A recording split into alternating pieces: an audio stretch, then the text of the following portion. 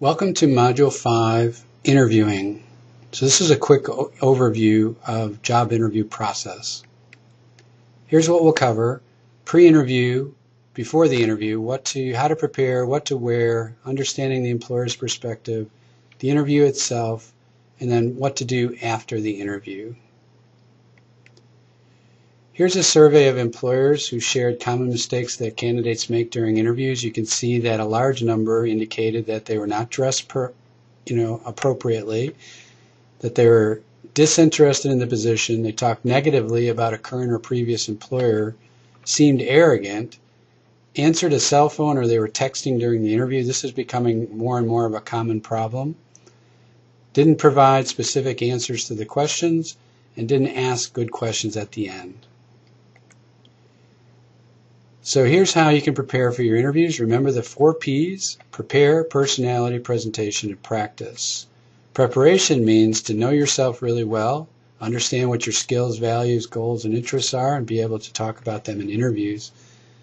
Research the organization, research the company, and have information about them ready in the interview. Be able to match yourself to the organization. Focus on how your goals, skills, and interests would be a good match to the goals of the company. Personality. Let your personality come through. The more you can practice and be prepared, the more you can let your personality come out. Remember, they're hiring you as a person. There's a good chance that the person interviewing you could be your supervisor, or you might be talking with coworkers. They want to know, would you be a good addition to their team? So let your personality come through. Smile, joke around if it's appropriate. Let them know that you're somebody that would be of interest to them. Presentation starts with a firm handshake, even for women. It's part of the interview culture. Display confidence and enthusiasm. Conduct yourself professionally at all times in appearance and attitude. And be aware of body language, eye contact, smiling. Avoid using excessive hand gestures when talking and things like that. It's okay to talk with your hands, but just don't do it too much. Practice, practice, practice. And when you practice, practice out loud.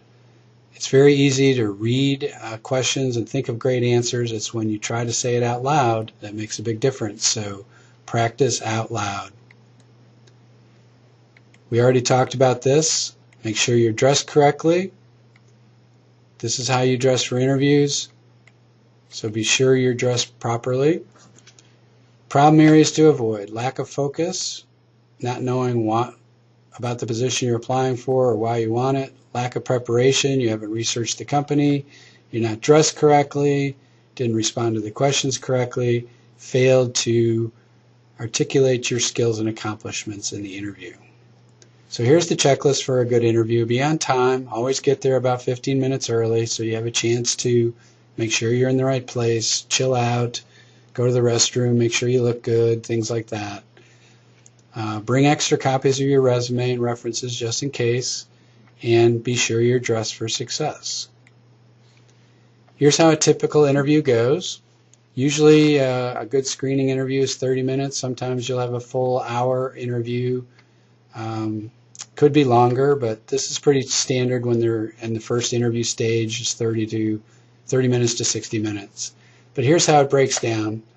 5% of the interview is the introduction, getting you in and getting you seated. 70% of an interview is you talking about you, answering the questions to get at your skills and qualifications and interest in the position. The employer will talk 20% of the time, asking the questions and providing information about the organization and the position.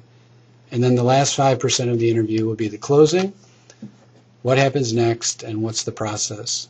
You need to be prepared for the 70%. It's very easy to anticipate the questions you're going to hear in interviews. These are the 5 most commonly asked question areas that you'll hear in just about every interview you will have. They will ask you questions about your education. Why did you choose UNF? Why did you choose your major? What do you like about it, don't like about it? Favorite professor, least favorite professor. So there's all kinds of questions that they can ask you about education. They'll ask you about previous work experience or experience of any kind, internships, volunteer, and so on, how you get along with other people, things you experienced.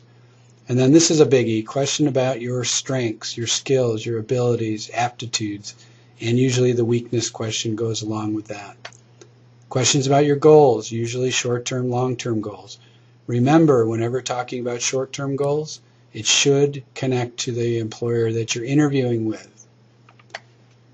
Then talk about why do you want this job? What do you know about the organization? Why do you want to be part of their team? And, why do you really want this job? Here's some other common interview questions. Why should we hire you? What can you tell us about our company? What makes you qualified for this position? Where do you see yourself in 5 years? How do you make yourself indispensable to a company? Behavioral-based questions are big now. They're trying to predict future behavior on past behavior. Examples of those kind of questions. So, describe a major problem you faced and how you dealt with it. Give me an example of a time when you had to work in a team. Tell me about a time you had to accomplish a task with someone who was particularly difficult to get along with. Tell me how you handled an ethical dilemma. Tell me about a time when you had to resolve a problem. Problem solving and conflict are two of the biggest behavioral questions they will ask because they want to know how do you get along with other people and how do you resolve problems when they come up. Tell me about a time when you had to accomplish a task with someone who was particularly difficult. Tell me about a time you handled an ethical dilemma.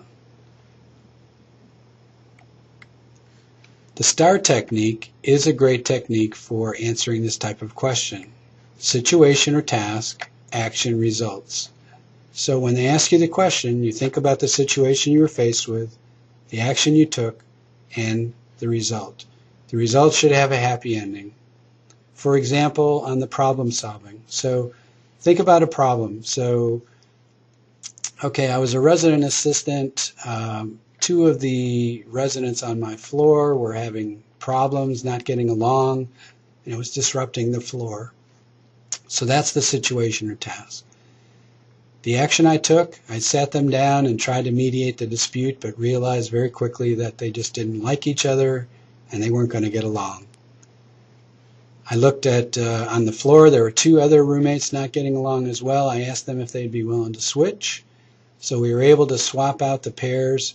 The new pairings ended up actually being a good match. The roommates now got along and everything settled down and everything was good. So you can see the situation, the two not getting along, the action ended up swapping the roommates. As a result, the new pairings worked out really well and everything settled down. So you always want to look for that happy ending. So, but you can see that trying to think of this answer on the spur of the moment is going to be a little tricky because you want to work out all the details of this answer. So these are the kind of questions you want to spend a lot of time preparing for so you can answer them well. At the end of the interview, they'll say, do you have any questions? The wrong answer, no, I do not. Thank you very much. You should always have questions to ask at the end. Very simple ones you can ask. What type of training or orientation will I receive? What are the chances for advancement? How will I be evaluated? This is one you can ask no matter what. I'm very interested in this position. What's your timeline? When can I expect to hear from you? You should not ask about salary or benefits until an offer has been made. Be aware there are illegal questions. These are the areas that are protected by federal law. They cannot ask you questions about sex, age, national origin, handicaps, religion, race or color, veteran status, or marital status.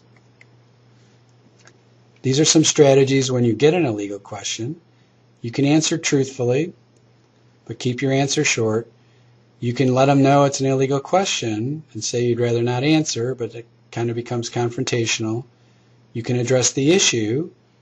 So if you're concerned about staff turn, I can assure you that that will not be a problem. You can reverse it back on them. Are you concerned about staff turnover? Or you can just answer the question. Another strategy would be to put it off, say, hey, I came to discuss my skills and qualifications, not sure how my personal life has anything to do with that. So You can kind of turn it back that way. At the end of the interview, think about this. There's a good chance they could call you up and say, congratulations, we want to hire you. But you didn't do anything in the interview to find out about them. So use the interview as an opportunity to find out about the organization and about the job. Know what your duties and responsibilities will be. Is there a chance for promotion? What type of training will you receive? What is the job potential? What's your level of authority? What are some of the requirements for the job? And do you need to travel? So these are all things you should know by the time the interview ends. After the interview, always evaluate your interviews. How did it go? What can you do to improve? Send a thank you note. Thank them for their time. That little note can be the difference between you and another candidate. So always get in the habit of sending out thank you notes. Follow up if you don't hear within a few weeks, and let them know that you're still interested in the position. Interviewing is a skill that is developed through experience and evaluation. After every interview, you should sit down and evaluate your interview. How did it go? What can you do better? And each interview should get better and better.